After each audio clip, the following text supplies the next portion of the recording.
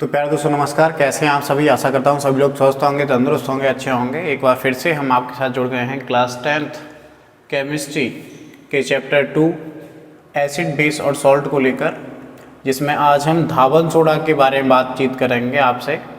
और मैंने जैसा कि आपको पहले ही बताया कि बोर्ड के सिलेबस के अकॉर्डिंग हम सारी चीज़ों को कंप्लीट करते हुए चल रहे हैं और ये क्लासेस जो हैं वो आपके लिए बहुत ही ज़्यादा बेनिफिशियल हैं अगर आप इन्हें ध्यान से देखते हैं तो।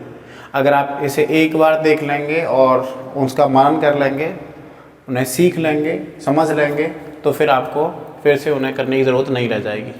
तो आज हम चलते हैं धावन सोडा की तरफ।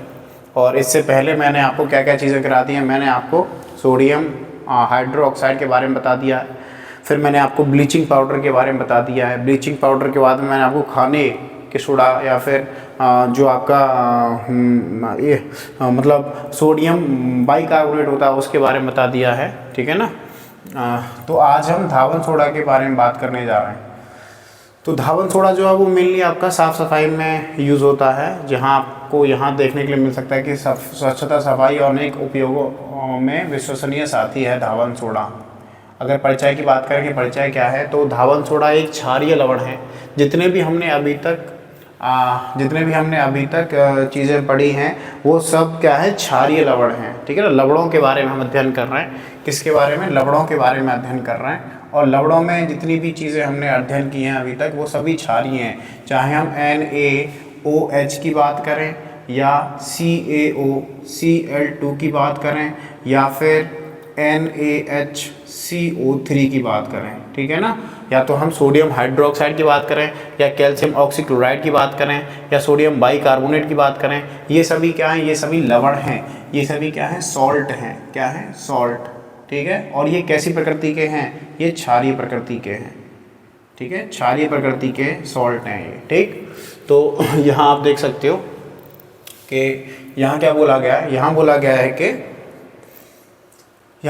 धावन सोडा, वॉशिंग सोडा एक क्षारीय लवण है जिसका रासायनिक नाम sodium carbonate decahydrate, Deka means 10, ठीक है ना। डेका मीन्स 10, हाइड्रेट मीन्स जो आपके जल के अणु जुड़े हुए हैं उनको हम हाइड्रेट बोल रहे हैं। तो सोडियम कार्बोनेट डेकाहाइड्रेट है। यह पानी में घुलनशील होता है और शक्तिशाली क्लीनिंग एजेंट के रूप में कार्य करता है। इसका उपयोग कपड़े धोने, जल को मुलायम करने, घरेलू साफ सफाई, उद्योगों एवं रासायनिक प्रतिक्रियाओं में किया जाता है। किसका? सोडियम कार्बोनेट डेकाहाइड्रेट का उपयोग। ओके, अगर हम यहाँ देखें तो रासायनिक जानकारी की अगर बात करें तो रासायनिक नाम जो है वो इसका क्या है? Sodium carbonate decahydrate. सामान्य नाम की अगर बात करें तो धावन सोडा इसका नाम है, जिसे हम वॉशिंग सोडा भी कहते हैं। अगर इसके सूत्र की बात करें, इम्पोर्टेंट सेक्शन है ये, Na2CO3 इंटू 10H2O, ठीक है। डेकाहाइड्रेट इसे बोलते हैं, ठीक है। क्या बोलते हैं? डेकाहाइड्रेट। तो सोडियम कार्बोनेट डेकाहाइड्रेट, ओके। तो अगर आणविक भार की बात करें, वैसे तो आपके लिए इम्पोर्टेंट नहीं है ये, लेकिन फिर भी बता देता हूँ, 286.14 ग्राम प्रति मोल होता है। CS संख्या की आपको कोई जरूरत नहीं है, HS कोड की आपको कोई जरूरत नहीं है। इसका स्वरूप जो होता है वो क्रिस्टलीय ठोस के रूप में होता है, सफ़ेद क्रिस्टलीय ठोस होता है, गंधहीन होता है और घुलनशीलता पानी में घुलनशील है, ठीक है। अगर आप इसे पानी में डालेंगे तो ये जो है वो घुल जाता है। अगर हम pH की बात करें तो लगभग कितना होता है? 11.5 होता है, ठीक है। 11.5, ठीक, 11.5 इसका pH होता है। अब मैं अगर बात करूं कि NaOH का pH कितना होता है, NaOH का pH मान जो है वो लगभग pH मान जो है वो 14 होता है और ये सबसे ज़्यादा क्षारीय प्रकृति का रसायन होता है, लवण होता है, ठीक। आगे हम देखते हैं तो यहाँ संरचना है किसकी? सोडियम कार्बोनेट डेकाहाइड्रेट की। तो रासायनिक सूत्र जो है वो है Na2CO3 इंटू 10H2O।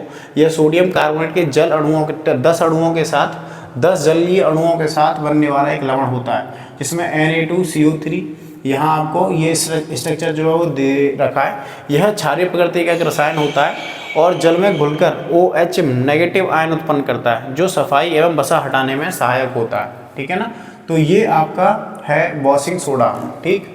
अब अगर देखें तो निर्माण या फिर तैयारी अगर देखें तो धावन सोडा का निर्माण निम्न विधियों से किया जाता है। क्या है? सोडा ऐश या सोडियम कार्बोनेट के शुद्ध जल के घोल को ठंडा करने पर उसका डेकाहाइड्रेट क्रिस्टल प्राप्त होता है।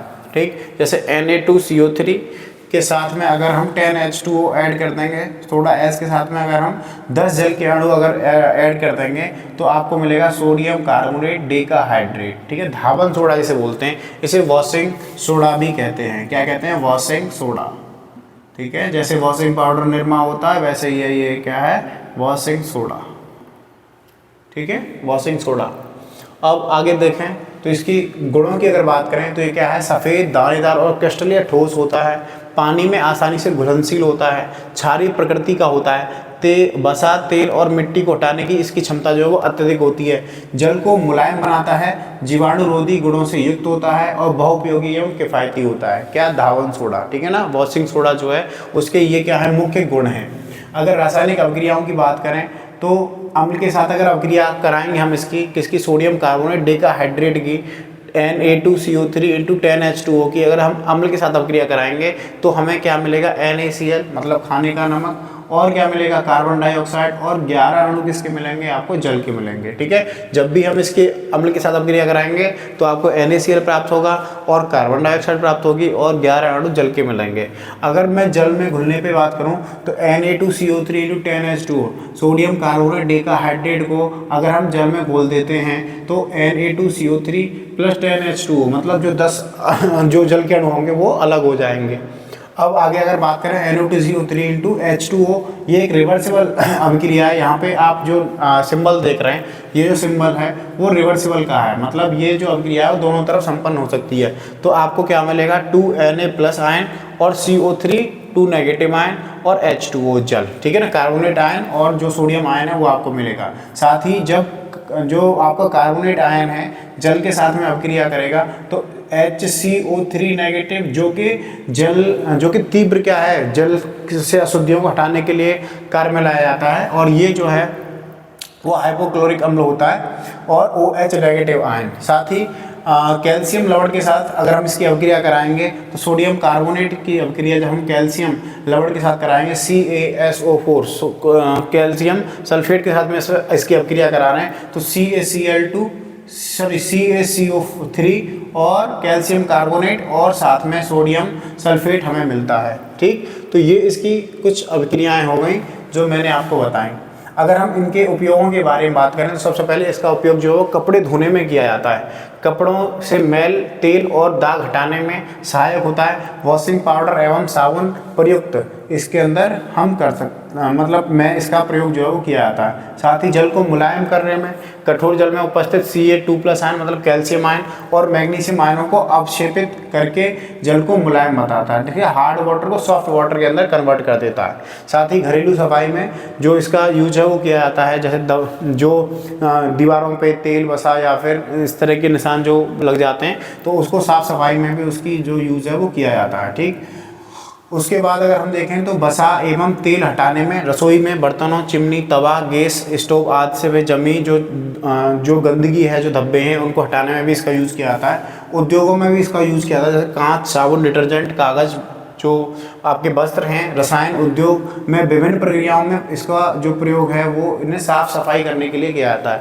अगर हम बात करें अन्य उपयोगों के बारे में तो प्रयोगशाला में एक बफर के रूप में, pH नियंत्रक के रूप में, ठीक है, pH नियंत्रक के रूप में एवं रासायनिक अभिक्रियाओं में इसका यूज जो है वो किया जाता है। अगर मैं लाभ की बात करूं कि लाभ क्या है इसके,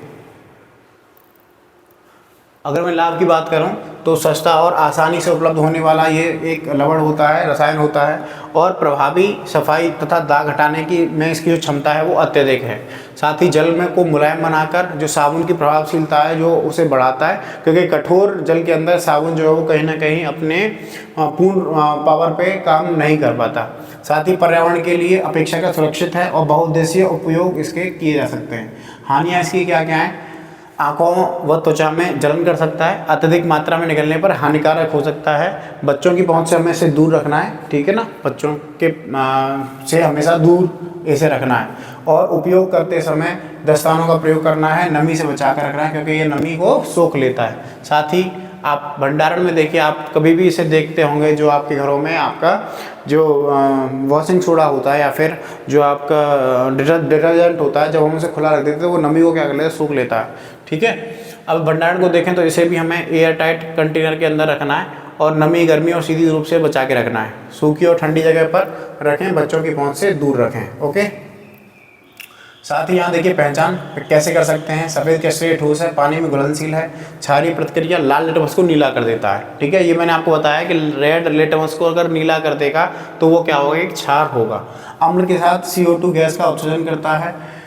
और गुणवत्ता परीक्षण ये आपके लिए आवश्यक तो है नहीं, ये आपके लिए आवश्यक नहीं है, ठीक है ना, ये आपके लिए आवश्यक नहीं है। और ध्यान देने योग्य अगर बातों को हम देखें तो ऐसे अन्य रसायनों से मिलाते समय सावधानी रखें। साथ ही अम्ल के साथ मिलाने पर CO2 गैस निकलती है। औद्योगिक उपयोग में मानक गुणवत्ता के धावन सोडा का उपयोग किया जाता है। तो धावन सोडा जो है वो आप ये समझ सकते हैं कि जो घरों में डिटर्जेंट यूज होता है उसके अंदर हम धावन सोडा का यूज़ करते हैं। ठीक है ना, तो इसका नाम जो है वो क्या होता है, sodium carbonate decahydrate Na2CO3 10H2O। Okay, तो रासायनिक अभिक्रिया आपके लिए इम्पोर्टेंट है। रासायनिक अभिक्रियाओं को आप देख सकते हैं। सबसे पहले हमने परिचय के बारे में बात की, परिचय के बाद में इसके गुण उपयोगों के बारे में बात की, जो इसकी भौतिक संरचना है उसके बारे में बात की है। ठीक है ना, गुण और उपयोगों के बारे में बात की है, किस प्रकार से बनाई जाती है उसके बारे में बात कर ली है। तो ये चीज़ें जो हैं वो आपके लिए इम्पोर्टेंट जो हैं वो मैंने आपको बता दी हैं। इसी के साथ ही क्योंकि इस क्लास को हमने जो है वो स्लाइड के थ्रू बनाया है, स्लाइड के थ्रू अगर बनाया है तो आपने ये जो चीज़ें हैं वो बहुत ही अच्छी तरीके से सीखी होंगी। और इस क्लास को आप अगर बार बार देखेंगे तो फिर आपकी समझ में सारी चीज़ें जो हैं वो अच्छी आ जाएंगी। ठीक है ना, तो मैं आशा करता हूँ ये वीडियो आपको बहुत ही अच्छी लगी होगी। और अगर अच्छी लगी है तो आप इस वीडियो को लाइक कीजिए, सब्सक्राइब कीजिए चैनल को और शेयर कीजिए। बहुत बहुत धन्यवाद।